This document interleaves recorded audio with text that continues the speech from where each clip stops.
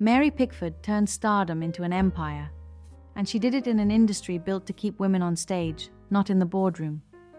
Studios treated actors like interchangeable assets, contracts trapped talent, and fortunes were made by the executives, not the stars who drew the crowds. Pickford solved that problem by taking control. She founded her own production company, negotiated unprecedented pay and profit shares, and in 1919 co-founded United Artists to control distribution and protect creators' work. In this video, you'll see exactly how she flipped the script, the sharp negotiating tactics she used to command millions, the branding that made America's Sweetheart a bankable trademark, and the business moves that let her own and protect her wealth. First, we'll break down the key decisions that turned fame into lasting financial power and show what modern creators can learn from her playbook. If you want to discover the 3 bold strategies Pickford used to become a business titan and how you can apply them today, stick around. Which of Pickford's moves impresses you most? Her company ownership, her deal-making, or her money management? Write your answer in the comments, and don't forget to like and subscribe so you don't miss the next video. 1. The trap. How early Hollywood studios exploited actors and limited earnings. Studios locked performers into exclusive contracts that handed companies ownership of an actor's work, image, and public narrative, while paying fixed wages and keeping most of the profits. Producers controlled scripts, release schedules, and publicity, and they could suspend or blacklist talent who pushed back. Actors were typecast and barred from negotiating for a share of the back end. Likeness rights and distribution income flowed to the studios instead of the people whose faces sold the tickets. Mary Pickford refused to accept that system as inevitable. She built her own production infrastructure and insisted on terms that gave her creative control and a direct stake in revenue. Rather than trade long-term artistic freedom for short-term security, she demanded ownership stakes and distribution influence. That was the core of her power, turning public affection into business leverage and using it to control her millions. She translated star power into company governance. By producing films through her own entity and joining peers to handle distribution, she bypassed the gatekeepers who had previously dictated value and compensation. This meant she could choose projects, protect her screen persona, and ensure profits flowed back into her enterprise instead of vanishing into studio ledgers. The practical outcome was not just higher pay, it was control over career trajectory, branding, and the financial structures that determine long-term wealth. That approach offers clear lessons for creative professionals now. Negotiate for ownership or back-end participation instead of a flat fee. Create a legal entity to produce and license your work so you can retain control over rights and distribution decisions. Build a personal brand deliberately so that your name becomes an asset you can leverage across projects and platforms. And diversify income, production, distribution, merchandising, and investments to turn volatility into stability.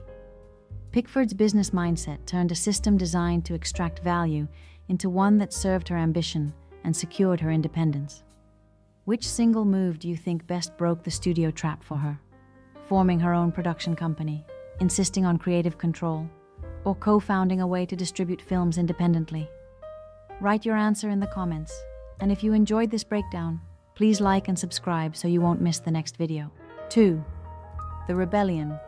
Founding United Artists to seize creative control. Big studios controlled everything: scripts, sets, theaters, and the bank accounts that paid the actors. Actors were hired, molded, and parceled out the profits, while producers and distributors kept the power. This squeeze left top performers with fame but little say over the stories they told or the money they earned. Mary Pickford recognized that star power without ownership was a weakness to be fixed. She answered by joining forces with peers who felt the same pressure, a bold move that reframed the industry. Partnering with other high-profile filmmakers and performers, she helped create a new avenue for artists to produce and distribute their own work. That solution cut out intermediaries and returned creative decision-making to those who made the films. For Pickford, it wasn't just about artistic freedom. It was a calculated business play to convert reputation into real controllable assets. Once independent distribution was in place, her business instincts came to the fore. Already the owner of her own production enterprise, she used the new structure to negotiate terms most actors of the period could only dream of.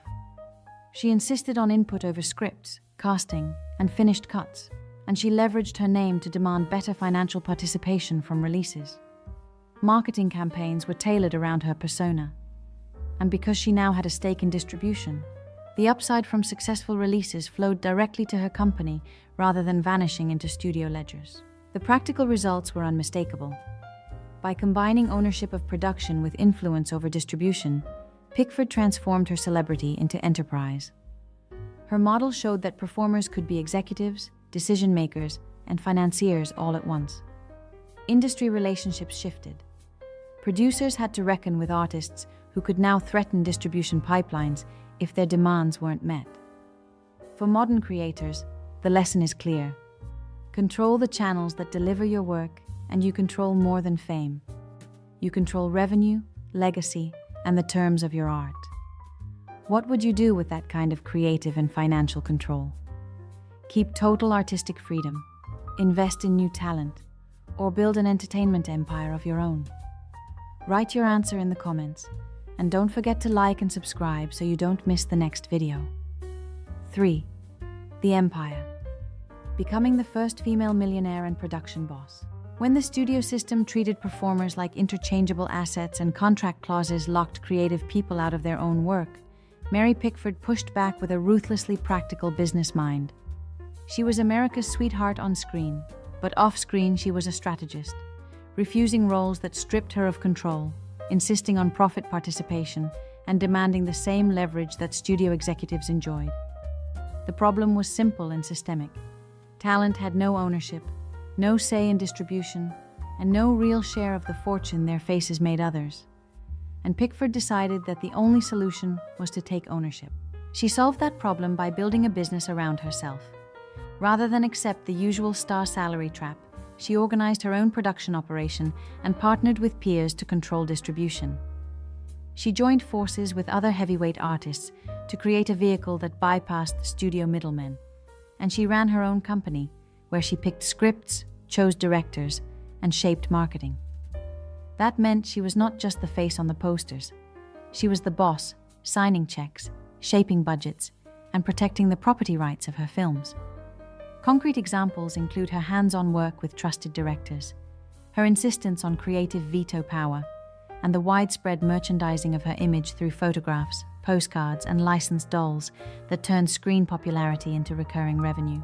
Details matter when you study how she turned stardom into an empire. She never surrendered image control. Publicity, costumes, and the little signature curl became managed assets rather than spontaneous trappings of fame.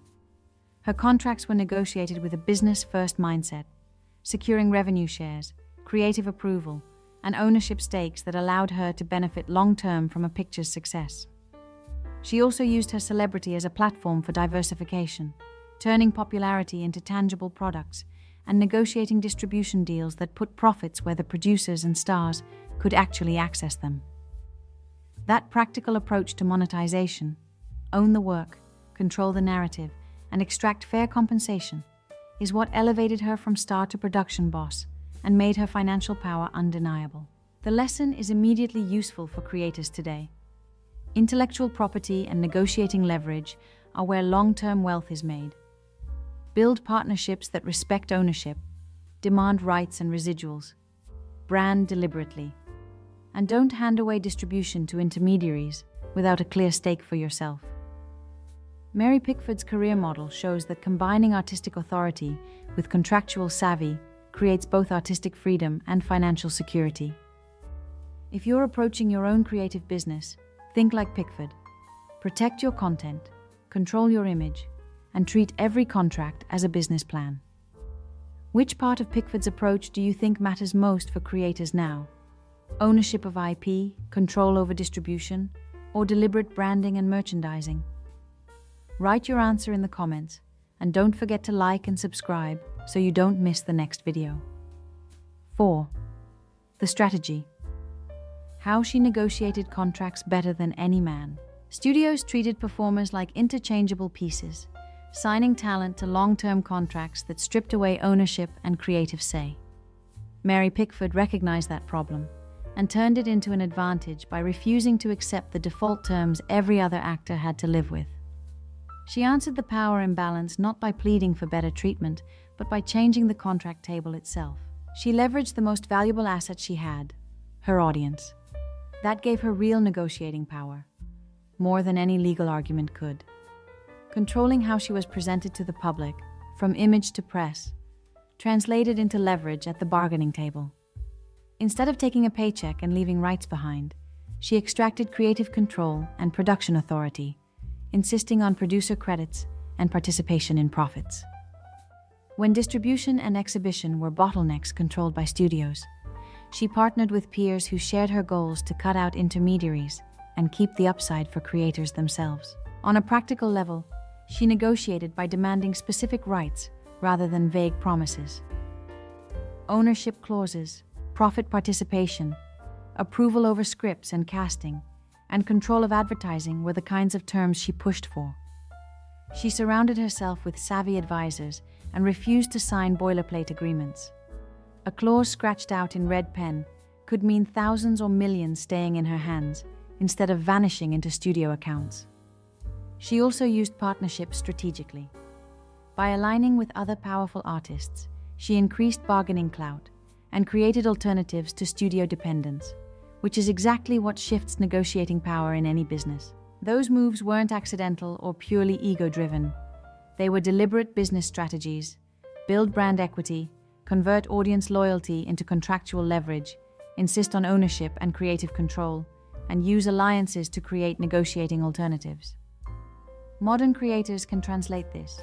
Form your own company, retain IP when possible, get clear contractual language about rights and revenues, and refuse to accept take-it-or-leave-it offers. Power at the negotiation table often starts long before the meeting. It's built in public, in reputation, and in the structures that hold your work. Which of Mary Pickford's negotiation tactics do you think matters most for today's creators? Owning rights, controlling your image, or building strategic alliances? Write your answer in the comments, and don't forget to like and subscribe so you won't miss the next video. 5. The legacy. How Pickford paved the way for modern female creators. Women in early cinema were stars on screen, but rarely the bosses behind the camera. Mary Pickford changed that by insisting on ownership and control. She built her career not only through acting, but by founding her own production company and by co-founding United Artists, alongside peers who wanted distribution power on creators' terms. She also helped found the industry's professional institutions and earned top industry honors, establishing credibility that matched her celebrity. These moves gave her leverage and, crucially, direct control over the profits and creative direction of her films. She controlled her millions, and she did it on purpose. The problem was clear. Talent without ownership meant creative decisions, and financial upside flowed to studios instead of artists. Pickford responded with a business-first mindset. She structured deals that went beyond a paycheck, pushing for production control, profit participation, and distribution influence, essentially vertical integration before that term became standard in entertainment. Short sentence. By turning her personal brand into a company and insisting on a seat at the negotiating table, she modeled a path from performer to media proprietor that women could follow. Her approach has direct echoes in today's industry. Modern female creators who run production companies and negotiate ownership stakes. For example, Reese Witherspoon's Hello Sunshine, Shonda Rhimes' Shondaland, Ava DuVernay's Array, Oprah Winfrey's multi-platform enterprises, and Beyoncé's Parkwood Entertainment. All reflect Pickford's blueprint. Build a recognizable brand, control content creation, and secure distribution or strategic partnerships that preserve creative and financial rights. Small creators can emulate this too by insisting on IP ownership, accepting equity in projects, forming alliances with peers to share distribution muscle, and treating their career as a long-term business, not just a string of gigs. If you're a creator today, the practical takeaway is straightforward. Aim to own your work, diversify revenue streams, and don't separate artistry from entrepreneurship. Start by negotiating for producer credit or back-end points. Set up a legal entity to hold your projects, and think about distribution early rather than last. Pickford's power came from combining star savvy with financial discipline and strategic partnerships. Emulate that combination, and you move from being hired talent to being a creator with leverage and legacy.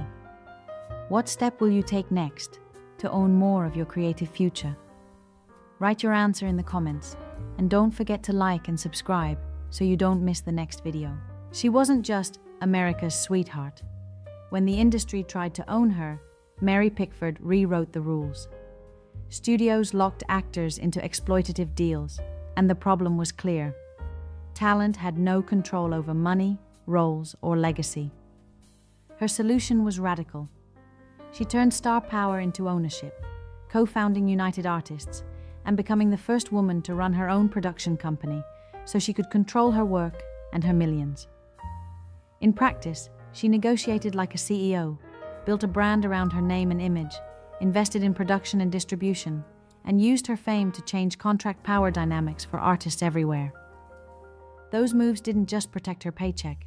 They shifted the entire industry toward creator control and set a blueprint that artists still follow today. Think about what that means for the creators you admire now.